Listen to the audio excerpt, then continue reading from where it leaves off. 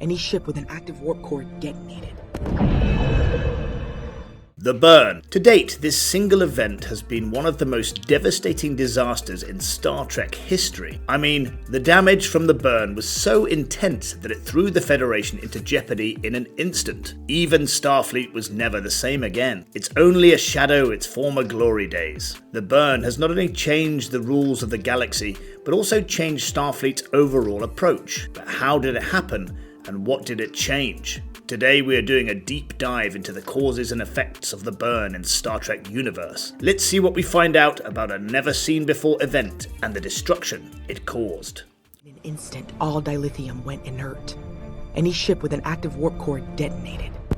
First up, what was the burn? Yeah, I know it was a disaster, but how did it even happen? Let me explain.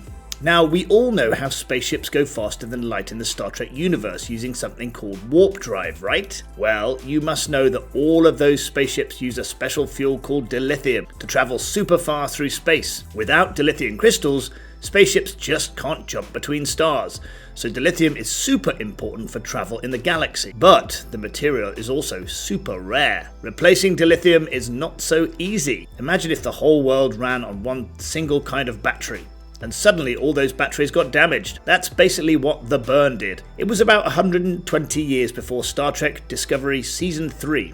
In one single moment, almost all dilithium in the galaxy exploded. Yes, it all happened in a single moment. Every ship that was flying at warp in that very moment was destroyed. Apart from the spaceships, warp cores also powered space stations and several cities. When these were destroyed, millions of people were killed in an instant. The catastrophic loss of life and infrastructure was unprecedented. At that moment, nobody knew exactly why it happened. But one thing was crystal clear. Space travel had just become incredibly dangerous overnight, and the problems in travel meant that space was not what it used to be anymore.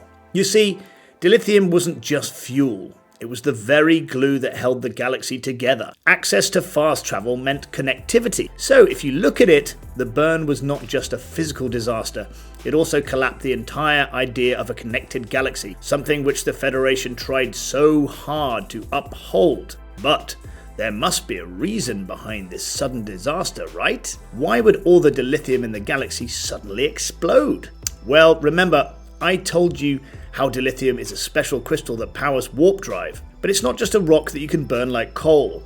It has a strange scientific property too. Dilithium can connect to the subspace. What's a subspace, you ask? Subspace is like a hidden layer of space under normal space. In order to travel super fast, ships take a kind of slide into it, and dilithium works through this subspace energy. It's like one giant invisible internet cable. Dilithium is linked to subspace, and subspace links the whole galaxy. Now you've got the whole vision, right? So everything was running as usual until one very special boy was born. He was a Kelpian child named Su'Kal. Su'Kal's parents were scientists studying the properties of dilithium. One day when Su'Kal was still inside his mother's womb, when the accident struck, his parents were on a ship full of dilithium when it crashed on a planet that was also made of dilithium. As a result of the crash, everyone aboard the ship died, but Su'Kal miraculously survived. But the released radiation from the crash still heavily affected his body while he was being born. In a strange turn of events, Su'Kal's DNA became linked to dilithium. It wasn't any magic or superpower.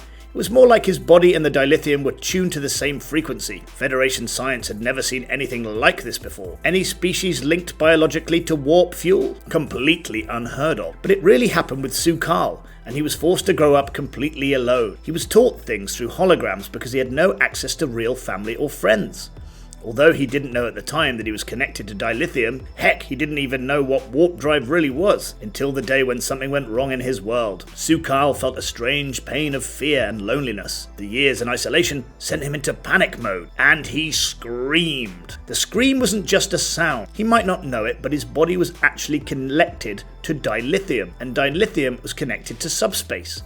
So in a way, Su'Kal's emotional shock turned into an energy wave and travelled through subspace. Subspace was already in contact with every piece of dilithium in the galaxy. As a result, it only took an instant for his fear to spread across the galaxy. A chain reaction started, causing the energy wave to hit all the dilithium at the same time. Every single dilithium crystal suddenly became unstable. That's why every warp core exploded and every ship flying at warp was destroyed. This is how dilithium, subspace, and emotional trauma all joined up in that single moment of destruction, which came to be known as the burn. You won't believe it, but this was how one scream from one scared child caused an invisible ripple with millions of explosions. Federation scientists could just not understand what happened. They were looking for weapons or some natural space disasters that might have caused the burn. Never in their wildest dreams could they thought about, what if a person is linked to warp fuel? And how could they? Nothing like this has ever happened before. Whenever we see some destruction in the Star Trek universe, it's always some big villain or space wars. But the burn was a result of something much simpler but also much scarier. This time the universe didn't break because of someone's lust for power, but because someone needed help and didn't get it in time. This was a unique case of personal tragedy becoming a universal catastrophe. The burn took place in circa 3069. And mind you, it was a real catastrophe. Before the event, the galaxy was like a big city. Ships ruled, time, space, and exploration was the main agenda. But this single unfortunate event triggered a 120-year period of mayhem in which the United Federation of Planets and Starfleet both almost collapsed. It was like the lights suddenly went off in a bright and thriving city. Countless private vessels and Federation starships with active warp cores were destroyed in an instant. Starfleet had lost most of its fleet in a single moment. This loss heavily impacted the faster-than-light capabilities of the Federation, due to which planets became isolated from one another. Even the Starfleet headquarters was forced to relocate from Earth. Anyways, it was reduced to merely a symbol of hope rather than a functional government. Nobody believed in it anymore. The member worlds found themselves no longer protected by a central authority. As a result, they went into self-preservation mode, which further caused a cut-off society. Key words like the Nivar even left the Federation. The fear was so much more that the Federation crumbled from over 350 member worlds to only 38 in 100 years. What a downgrade. The surviving worlds no longer had faith in the survival methods of the organization. Power was slipping from Federation hands, and this vacuum of power left by the Federation allowed organizations like the Emerald Chain led by Orions and Andorians to emerge. They tried to grab the remaining resources by force or by bullying. The member worlds were already in deep fear due to the unknown cause and sudden occurrence of the burn. They weren't even sure that travel was safe now. Can they rebuild or use warp drive without triggering another catastrophe? It was too much of a risk. Most of the dilithium was already destroyed in the burn. The scarcity was so grave that the mineral became the most valuable commodity in the galaxy. But the galaxy still had to travel for trade and survival, so the members started to rely on other inferior methods like dangerous subspace travel, or look for alternative propulsion like the seed of the spore drive. These methods were nothing compared to warp drive. Still, their hands were tied at this moment. While all this was going on, Starfleet was forced to go from being explorers to mere caretakers. Only a handful of ships were now left in working condition, and therefore seeking out new life and mapping the galaxy was out of the question. The primary mission of Starfleet was now to protect the remaining 38 member worlds at least, and somehow try and help the other isolated systems. The galaxy had nearly abandoned Starfleet in order to survive, but the organization still tries to maintain its image as a humanitarian force protecting the ideals of the Federation. How much of the Starfleet ideals are still left? No one knows, but one thing is sure. Now Starfleet isn't leading the future anymore. It was just trying to survive through it. Now picture this for a moment. The explosions have stopped and the burn is now over. Some of the difficult answers about the burn are also finally known, but the biggest question still remained.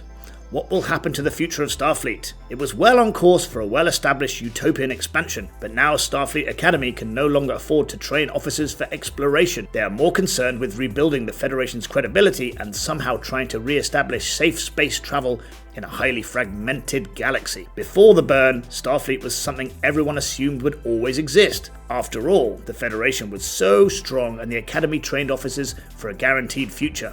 But now, after almost a century of being disbanded, Starfleet was forced to become defensive, but the new cadets still have some hope of returning to active exploration. Their training means a lot for the Academy, especially because now they're the only ones who can learn how to navigate this post-apocalyptic environment. The entire worth of the Federation now rests on their shoulders. Every ship and every officer matters more than ever. Every mistake will cost more than before. Earlier, even a bad decision could have been fixed by calling for a backup ship. But after the burn, help might be years away. The officers know that they are operating with limited resources, so they're trained to be careful first, because if things go wrong now, there might not be a second chance. This only shows how deeply the burn has changed Starfleet's philosophy. The new cadets have grown up hearing stories of the old Federation and then view on an optimistic future. There were endless ships and easy warp travel, which made the galaxy connected by trust. It's not the case anymore. And the new Starfleet crew is not so enthusiastic as well. Many of them have been raised in a post-burn universe. They have experienced life in refugee camps or on isolated worlds that were cut off from the Federation. So for them, abundance of resources is a luxury. Another painful fact that has changed their philosophy is the fact that they now know that progress can be lost. Starfleet technology is certainly not absolute, and there are severe consequences of failure. As the first generation raised after the trauma, new cadets in Starfleet Academy are now focused only on rebuilding. They don't want to just live in the nostalgia of the Golden Age. They want to look forward and create a new and better future for themselves. As the first post-trauma generation, they understand the importance of making Starfleet great again from the ashes of a collapsed superpower. And that's where this story truly ends, only to quietly begin again. The burn reminded us that empires can fall in a single moment. Also, that no matter how advanced it might become, technology will always be fragile. And somewhere in the galaxy, a new Starfleet is learning that lesson the hard way. The driving principles and the curriculum behind the Starfleet Academy have taken a radically different route after the Cataclysmic event. The philosophy now is not to boldly go, but to stand and try again.